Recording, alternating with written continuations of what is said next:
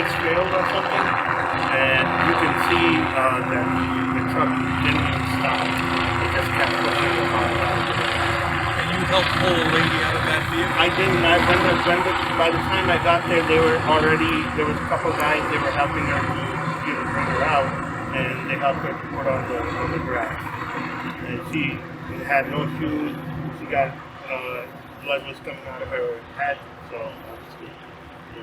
And you see this now just it's crazy. They gotta do something about this intersection because the exit is too close to the light.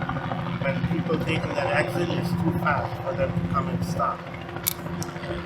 If something like that happens, somebody loses their brakes, they don't have no time to react. The light was red. All these cars were in the stop, waiting for the light to